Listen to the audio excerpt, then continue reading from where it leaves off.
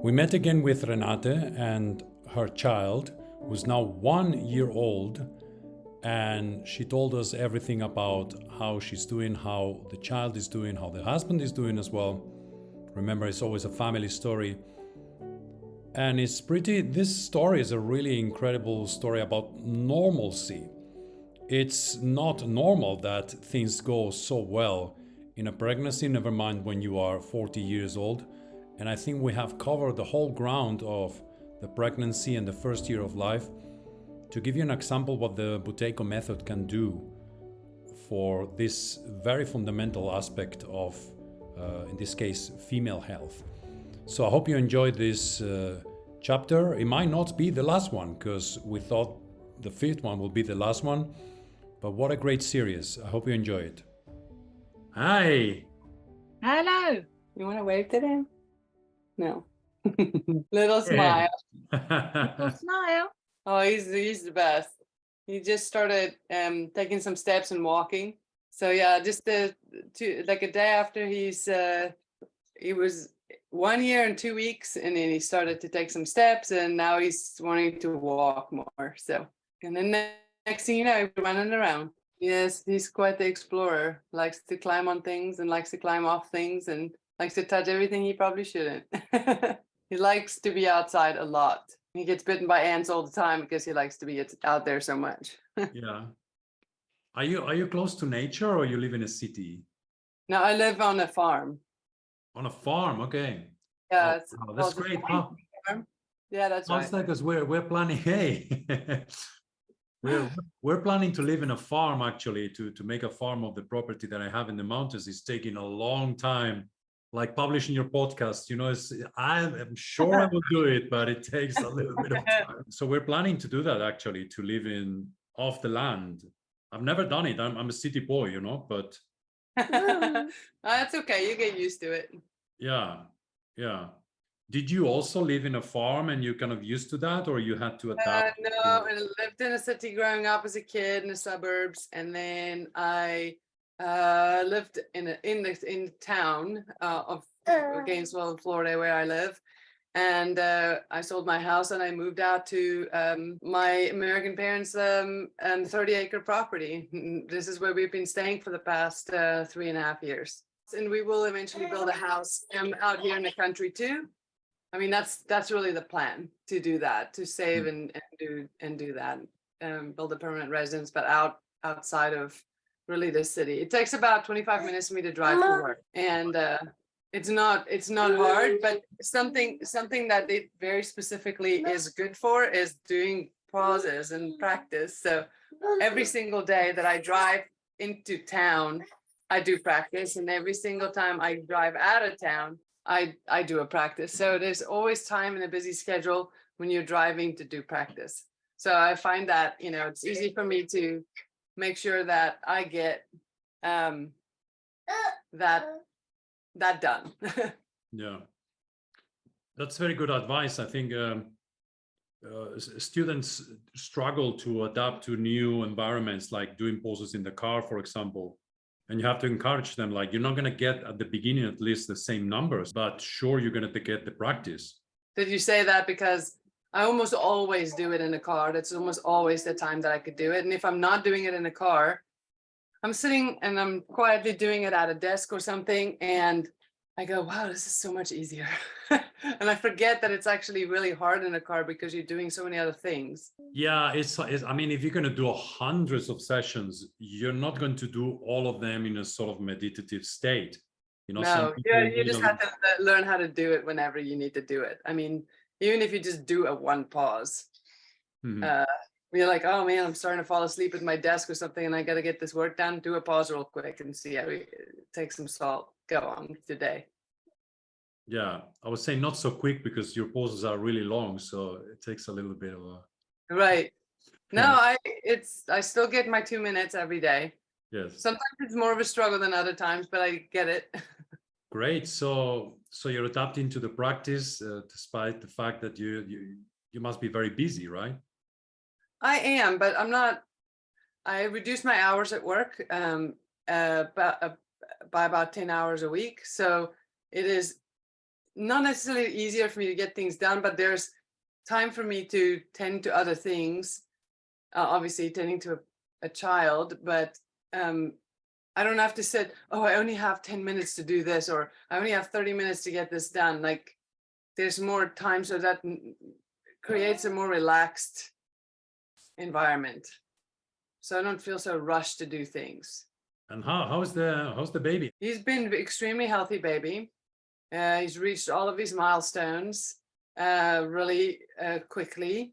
He just started walking at 1 year and two weeks. Now, I know lots of babies walk sooner than that or whatever, but everything that he's done has been really great. Eating, he's still nursing, drinking breast milk.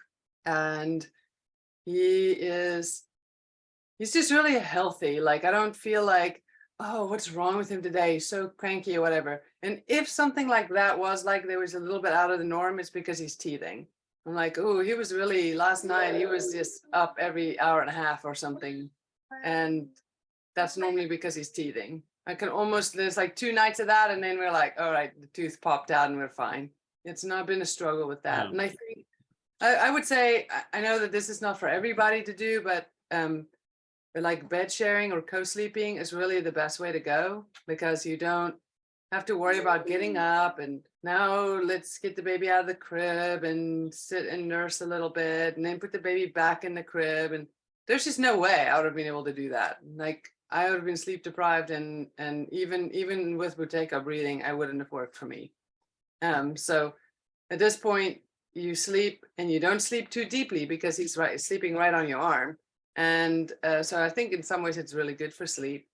And then you just roll over and he's like, all right, I gotta be on this side now, and then rolls over and he's on the other side. And so he just goes back and forth like that all night long. And it really, like, I don't have any issues.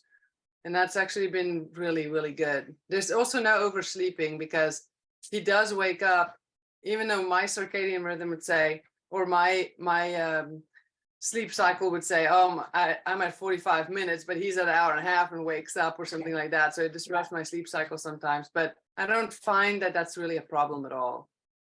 I don't like wake up and then, I guess some people wake up and then they're like, okay, well now I'm up, whether I'm tired or not. If I'm sleepy, I'm going to sleep.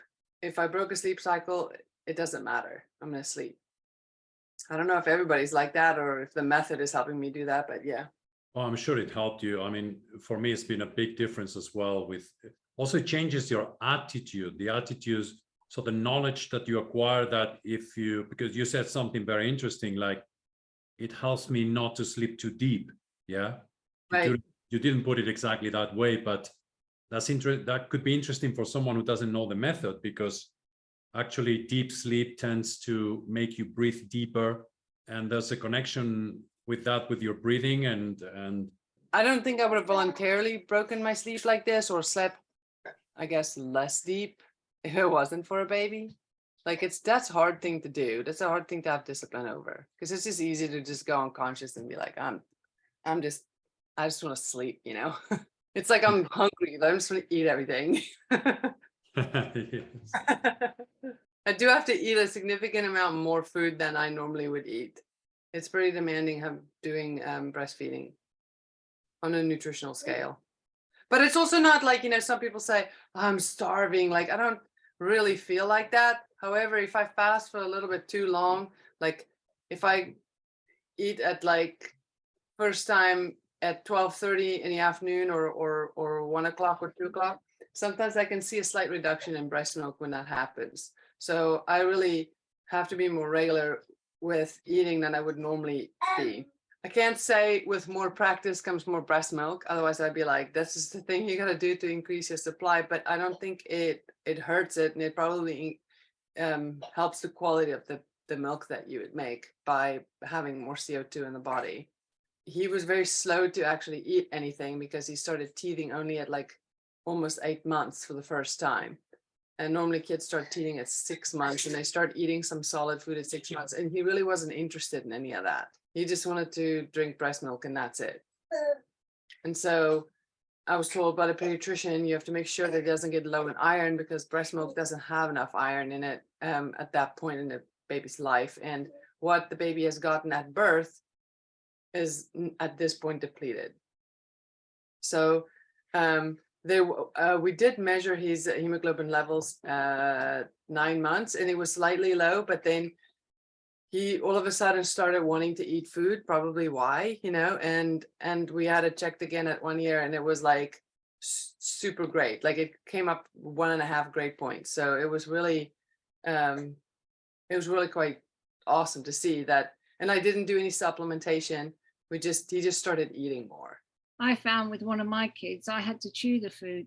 Yeah, so in the beginning, I have a food processor, and I would throw it in there, and it would become like, it's like meat and potatoes or whatever, and fat, and we would roll it in these little balls, and he would pick them up and just eat them like that. I didn't even have to feed him. He fed himself, and that's how he prefers it. And right now, he wants to do everything himself. I gave him like some blueberries in a little pouch, and the blueberries in the pouch is kind of like all over the floor a little bit, but it's not too bad.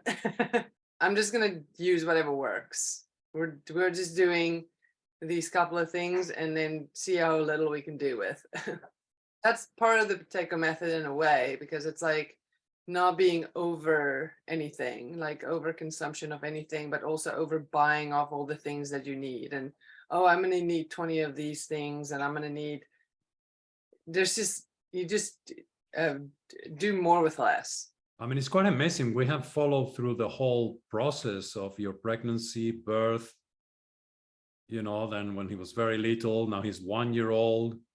He looks really, you're saying he is healthy because he also looks great. So beautiful, beautiful child, smiling, very awake. He looks at you like, what's going on here? And then he smiles very quickly. It's really interesting that you say that, because we go in the grocery store, and there's this, like the trolley, or in America it's a cart. The cart that you use looks like a car. So you sit in this thing, and there's like a little steering wheel, and he sits in there, and he loves it, and he's making like brum brum noises like the whole time while he's. I mean, I could sit in a grocery store for 2 hours and he would enjoy it. And I don't know if it's like that with almost all babies. I mean, I always smile at babies whenever I see them out in public, but every single person that looks up and wants to smile at him, and he smiles back at them. So there's a really nice interaction with strangers passing by. Very calm. He's actually very calm with strangers. But I would imagine if I'm not comfortable with somebody, I don't think he would be comfortable with somebody. I think it comes maybe energetically from a parent. But I think he trusts his environment that he's in, and he interacts with it very calmly and easily. Yeah, there was correct me if I'm wrong, Martha, that there was this study that was done that people with very high control pulse, I think it was in the military maybe, they looked for people who had naturally a high control pulse. And those who had a very high control pulse, they have those kind of characteristics. They were very popular among their peers because they had a very good character. They were very much liked. Also, they were very good at sports and things like that, but they were not sort of highly competitive. They were not like out to get, first, or out to get, all of the other opponents in the sports. They were just very good at it naturally, and they had fun with it. And they were liked by their peers. And I don't know, this just came to my mind that there's a connection with that too, with being healthy, but also that brings like some sort of emotional health as well with it. I think Buteyko looked for people with a control pause of 60, and he found them in the military, other places, and these were the characteristics that you mentioned: relaxed, non-competitive, affable, good mood, could go into aerobic activity to their best ability at a moment's notice, only took an interest in what they're interested in. They knew what they were interested in, and the rest of the time they relaxed. That's interesting. That's a big one, I think, and a deep one. I think that's a very interesting feature of a high control pause. So you have more freedom. It's like no one's going to get you to do things that you don't want to do. You just simply, I mean, it's the anti-slavery recipe, right? Like it will be you're much harder to control, actually. Yeah, it's a problem for civilization. And that's why Buteyko called the chronic diseases the diseases of civilization. Yeah. And how is your husband? He's really good. He's adapting to it really well. My husband, you know, it's like in some ways, because just before we signed on to the podcast, he started crying because my husband had to get something in the room and then leave. And then he was all like really upset that he was really upset that that he's like, why is my dad leaving? You know, I mean, and Tyler plays with him a whole lot. They do a lot of playing around. I mean, I get things done like laundry and things like that in the house. So sometimes he's like, all right, buddy, we're going to do laundry now. And then, okay, we're going to go fold it. And I close him in the room and he plays with the laundry that I'm folding, but he's involved in the project and he comes to work with me from time to time. Every other Thursday or so, he comes to work with me. Sometimes I wear him. Sometimes he just plays around my office. He is, and I space clients out on that day. I only see like 3 clients or something, but there's an hour in between. So, you know, I could pay attention to him or change diapers or feed or anything like that. So there's a organic movement happening. My husband even brings him to his work sometimes. His office is very child friendly. It's good for Lucian to you know where his parents go when they're not home. I think he learns that. I think that helps the nervous system in a way. We just involve him in all aspects. If we go to functions or whatever, he comes with us, we wear him. We do have people that we trust that help us out when we have to be somewhere, but it's always like these people become family, but we have some people that we really trust that come over and help him. It's so have you made any observations on his breathing? You know, it's interesting. Babies a lot like they make lots of noises out of their mouth and stuff like that. You know, it's not like their mouth is shut and they're just breathing through their nose the whole time. They're exploring their entire world like through their mouth most of the time. But he doesn't breathe through his mouth. Sometimes I look at it and his mouth is open and I go, and I would like put a mirror or I would like go closer to see if he's breathing through his mouth. And he's not. And even if his mouth is open and he's sleeping, he's not breathing through his mouth. I have noticed, and this has only happened twice, where he's had some form of congestion for a day, blocked nose or something, because he was teething and had like, you know, maybe some pain or something like that. And he had some blocked nose and he would wake up all the time, like, and he would be, you know, he wouldn't want to breathe through his mouth. So he wakes up and he's kind of miserable. So what we do, or what I do, is I just have him nurse. And then if he eventually his nose would unclog, because you know we teach people how to clear their nose by a breath hold. So essentially it's a little bit like that. So you plug it up, plug up the mouth by having him drink milk or something, and then he would like you know, basically unclog his own nose. Great. I mean, this is such a, what do you think, Martha? This is such an amazing story on normalcy of how things should be. It's like one chapter after the other. We've done 5 podcasts with you, and it's been like a example of the process that you could go through if you have a mother with a solid practice of the Buteyko method. I mean, you do take care of your health in general. You've been doing it for a long time. You also, I mean, you come a long way from sports, etc., of taking care of your health. But still, you know, it's very... Something that gets really underestimated with Buteyko breathing is the mental health component of it.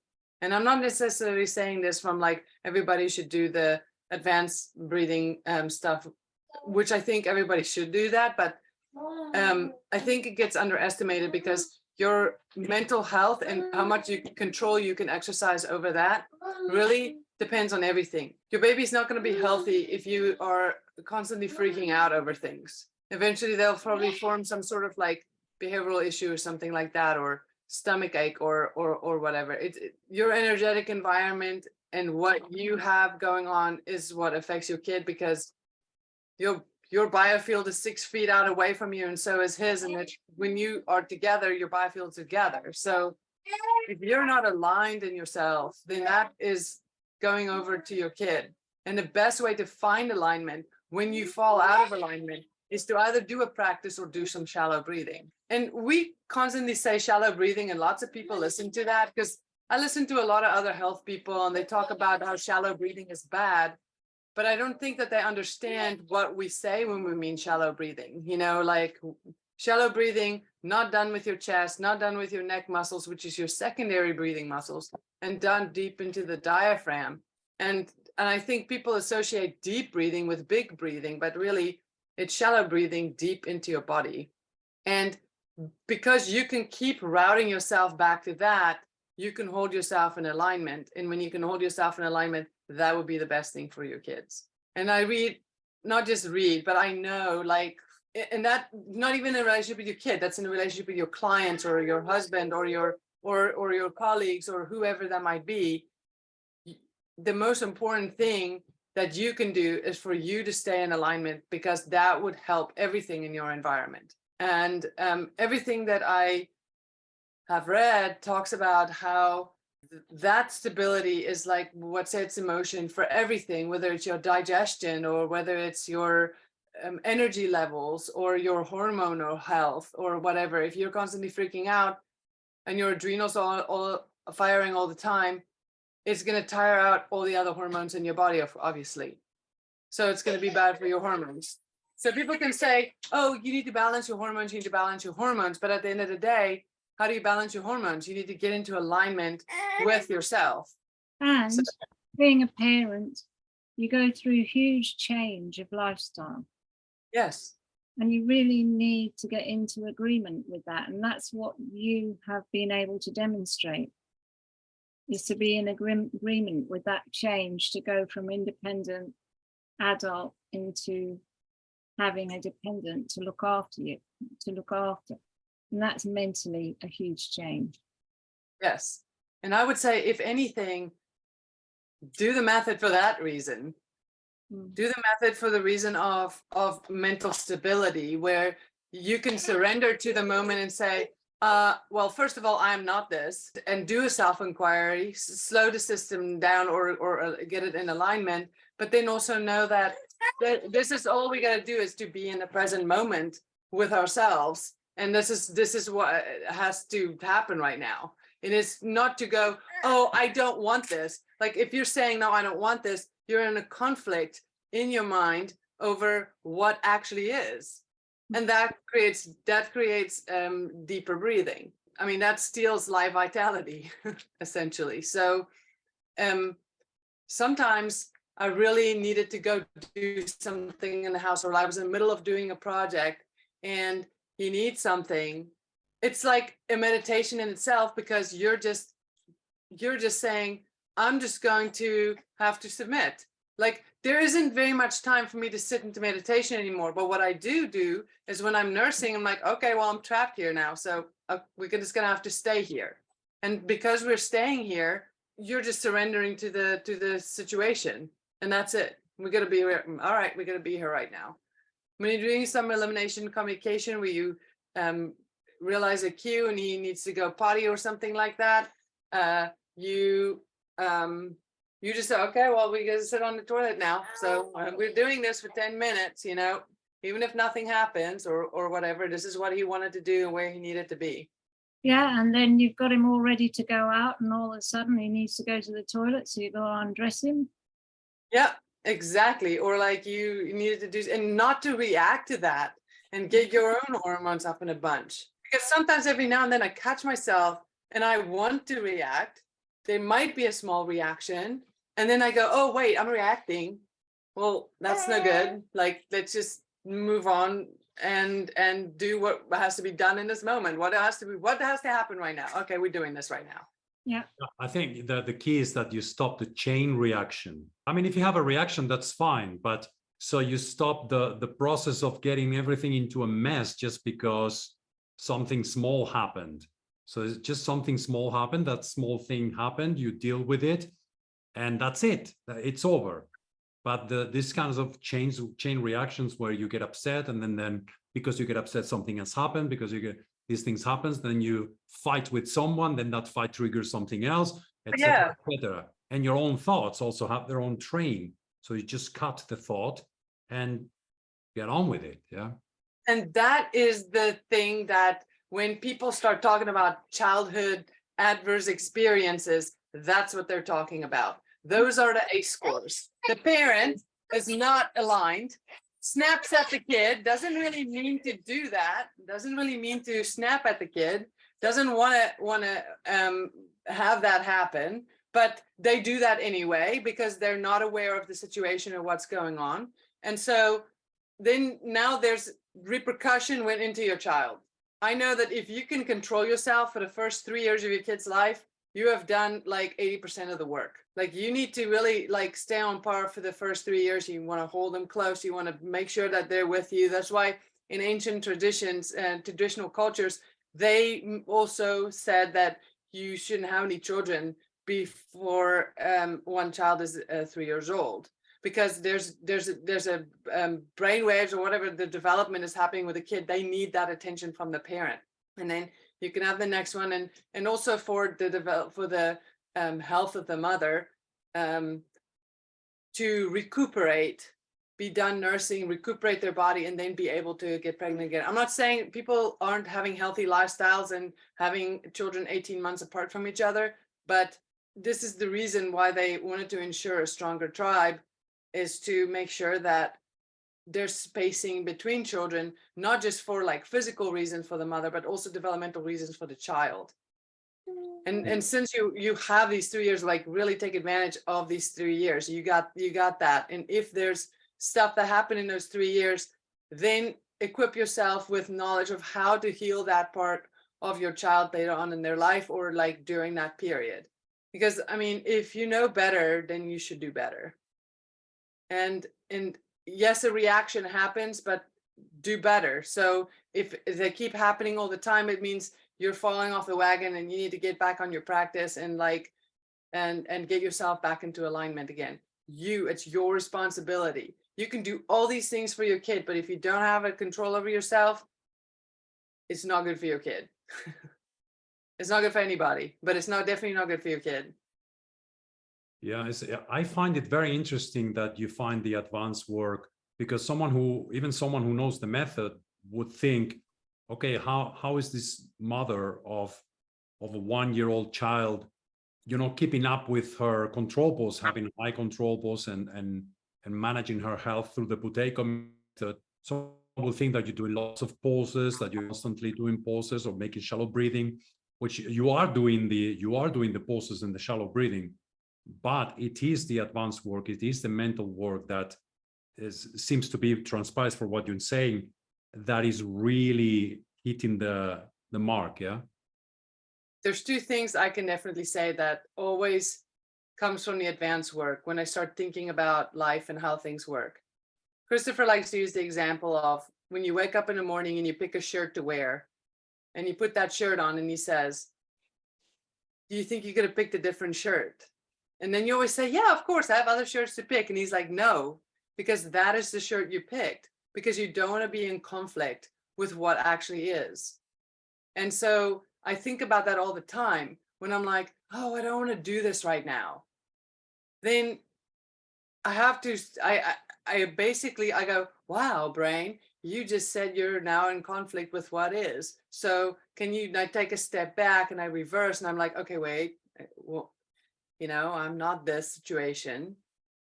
And what needs to happen is this, what needs to be happening right now. So I think that's the part, that's a really important part. And I think I have listened to the advanced workshop so many times now that I get it now, and it's a little bit new things every single time that comes out, but just sometimes just logging in and listening to it, I was like, oh yeah, that's right. Oh yeah, I bring myself back to that place of stand in the place of non-conflict with yourself, because that, your kid is going to do something that you don't like. And like, if you keep reacting over that, it's you know, or having a major reaction over that. He does things, he gets into things, playing with something, pulling it over on himself. He pulled a really heavy thing over on his feet. And it was so terrible. Like, I couldn't get that image out of my mind, but like, I'm like, okay, if I freak out, it's not going to be good for him. So I have to stay calm in the situation and be there for him to regulate his emotion through me. And I think in society, I think people's emotions are all over the place because they don't know how to regulate their emotion, because maybe at the same time a child is having an emotion, the parent is also having an emotion. The kid is throwing a tantrum and he's having a tough time with something. And then you say, and then you react to the kid doing all that. You want to get down? You want to get down? No? All right. The kid is having a reaction. So now you're having a reaction over that because you need to show your dominance, or you need to say, I am the parent and I need to show you straight, or whatever that might be. And now the child doesn't learn how to regulate his own emotions. You need to become the vessel that the child can do that through. And you can't do that. You cannot do that if you're busy reacting and like reacting to things that are how you like it to be.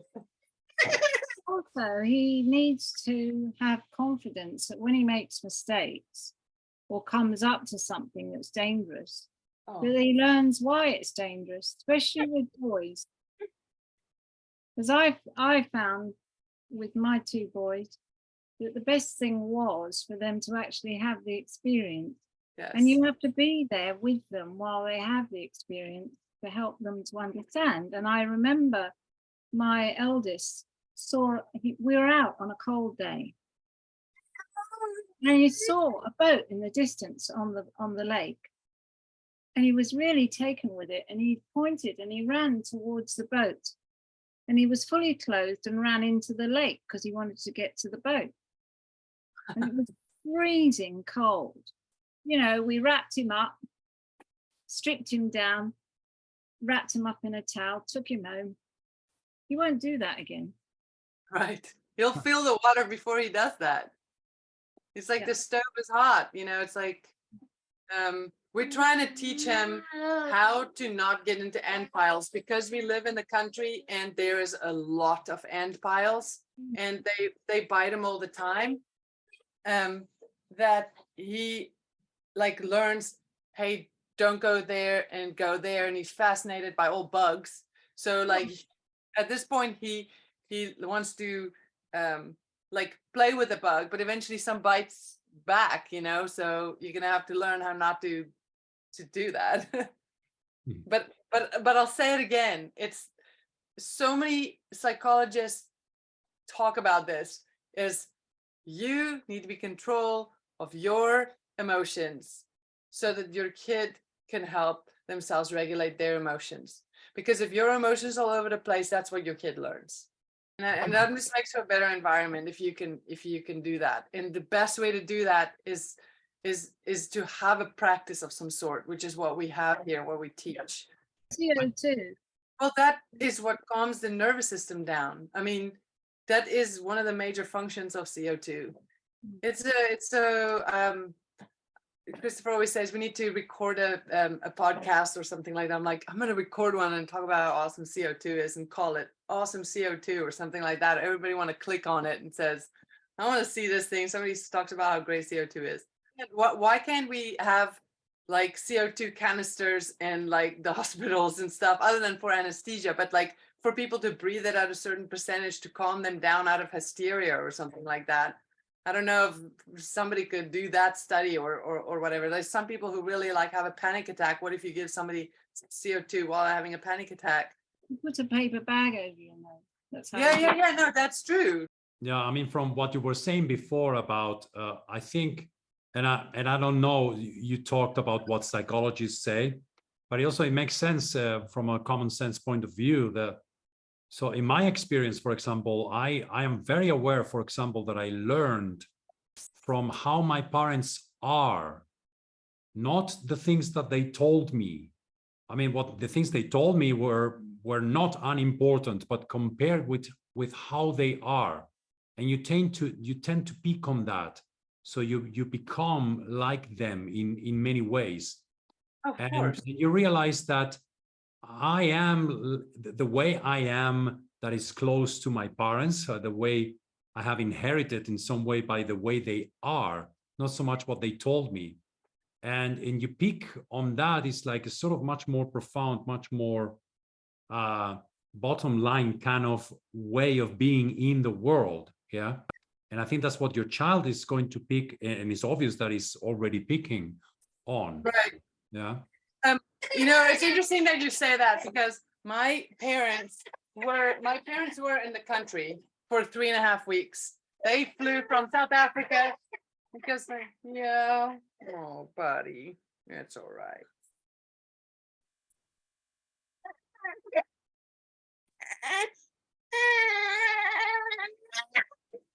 Okay. Well, my parents came here from South Africa for 3.5 weeks. So they lived in my house for 3.5 weeks. And we had a really wonderful holiday. But I had a lot of apprehension because, your parents are the ones that raise you, and the biggest fight anybody ever has is with their family and like all this kind of stuff. And I was like, now there's a baby, and like, and so for weeks I prepared myself, like, these people are going to come in, they're going to say things like, you should do this with your baby, and you should do that with your baby, and like, you should do these things, and this is what I did with you, and all this kind of stuff. And not to react and say, well, see how great that turned out, or like, I have this problem and that problem, or whatever it might be. I have to like not react to that, to just hear what they have to say. I like to call that the don't throw the baby out with the bathwater.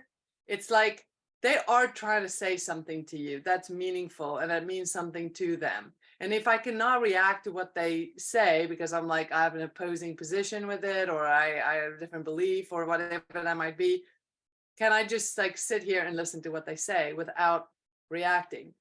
And something that I did feel very strongly is that because I was in my environment, it was rather easy to stay grounded and to say, this is where I practice the method, and like, this is, this is my house, or, this is the way I do things, or whatever. And maybe it's because they weren't in their environment, and they were just there was a lot of excitement to with a little kid around, little baby around.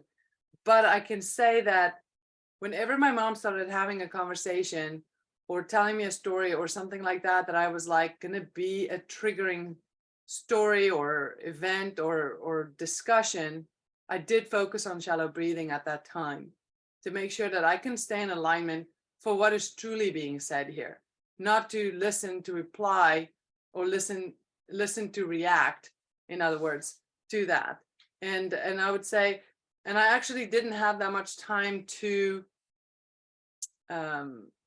practice the method, but when we were driving in the car, for instance, when I would normally do pauses, I was like, my dad's not gonna like me do pauses in the car. He's like sitting right there. He's gonna be like, wait, you're gonna hold your breath for like 2 minutes while you're driving me in the car? I don't think so. So like, I didn't do any of that, but I did do lots and lots of shallow breathing. And because we also did a lot of outdoors activities, maybe that helped too. And while we were doing these activities, I focused on shallow breathing while we were walking, or while I was talking, when we were having lots of conversations, walking and talking, really making sure like I'm not over breathing or breathing through my mouth or anything like that. Mm-hmm.